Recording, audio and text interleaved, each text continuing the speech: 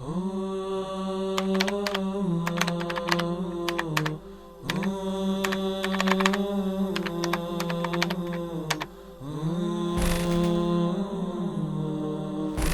दौर पे हम लोग बुजुर्ग शख्सियत जिसका किताबें अभी तक वाज़ेह नजर चलती दराव ज़ब्ती बादारी शोमा मैन से सिलेबस से हम लोग दर्स खारिज हम छा बसों दून नजरत रसाइल न मकासिब 8-10 साल सर नजर ची शेख अंसारी शुक्र इसमें दुइन उसूल हम लोग चिक पुफिया हम लोग मकासिब को रसाइल को उसूल हैं दराव ज़ब्ती बदील चिक दी जगह का दराम उलमा सिलेबस से हम चुप पचों निशोंगू दी स्टैंडर्ड पचों ममायन में कुरान में इंडियन 1214 एकना 1281 साल यानी 100-150 साल हुई दराम कोई भी आपके शोंगी जाए करें तुम ममायन में उलमा की नीता उस फौर बने आपको पता चले चीज़ शेख अंसारी क्या है शेख अंसारी वलियात फ़क़ीह दिफा बखन बना सबसे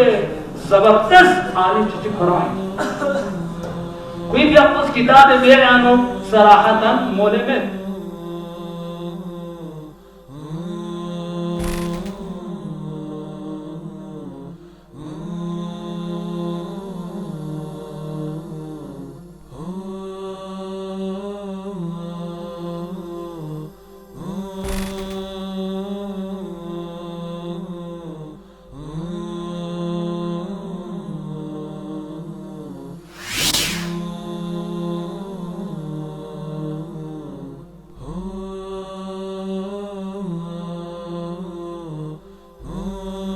این 10 تا رو شیخ انصاری ذکر بکنن که یتخیل که اینا دلالت دارن بر ولایت فقیه.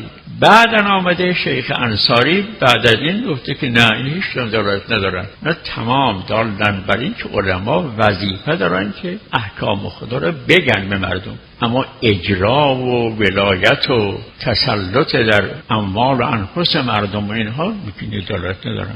شیخ انصاری اینجوری میگه.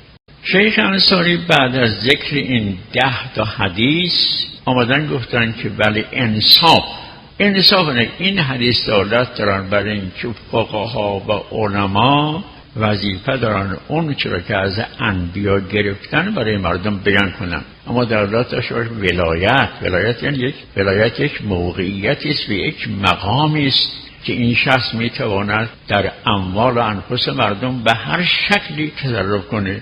جهاد کنید، جهاد نکنید، در بیت المال تصرف کنه، با فلان دولت صلح کنید، با دولت جنگ کنید، مثلا خلاصه امور فرهنگی، سیاسی، اقتصادی، اجتماعی او تسنط داره از جانب خداوند که هر کار بکنه مردم باید اطاعت کنند و نفوذ داره. این معنی ولایت همونطور که پیغمبر صلی الله علیه و آله داشتن. حضرت امیرعلیه السلام در اون 5 سال خلافت خود داشتن. خب ببینیم فقیه هم یک همچی ولایت داره یا نه.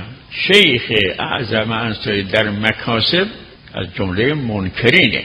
بعد از این که این 10 تا رو گفته، بعد گفته به این که اینا انصافاً دلالتی ندارن بر ولایت، دالن بر این که علما وظیفه دارن برای بیان احکام خداوند. یک کمی باز اینور و اونور میزنه که عرض بکنیم. آخرش میگه که بدونه خرط القطاد، اثبات ولایت فقیه به اندازه مشکله که آسان‌تر از اون خرط القطاده. خرط القطاد چیه؟ این درختایی بوده که در این درخت‌ها خارهایی میرویده. خارها مثل سوزن رو به بالا، اینجوری خارهای متعدد از بالا تا پایین در شاخه این درخت همش خاره. اگر کسی دست بذاره او بالا اینطور بکشه پایین، اون خارها این دست را زخم و پاره پاره میکنه. این خرط القطاده. خرط دست کشن قطادم اسم اون درخت. میگه آسانتر از اون خرط قطاد به این مشکلی، آسانتر از اثبات ولایت فقیه. این شیخ انصاری ماست.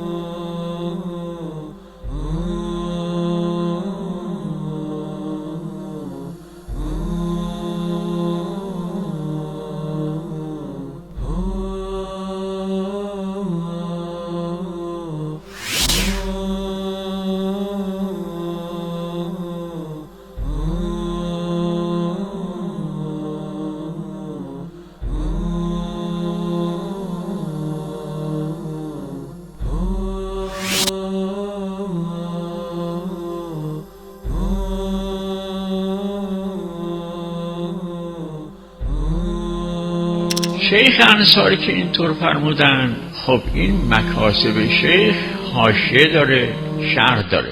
تمام محشین و شرا حرف شیخ تصدیق کردن.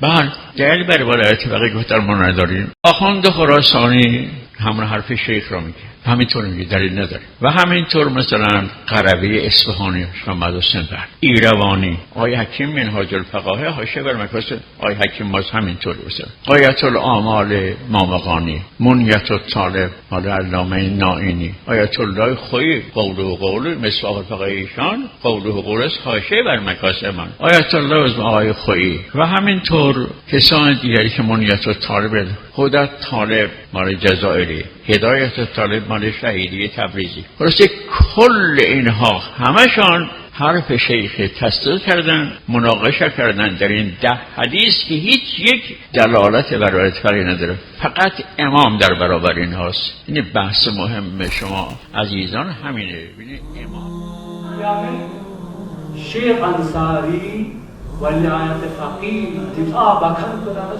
سبز زبردست حالی چیزی قرآن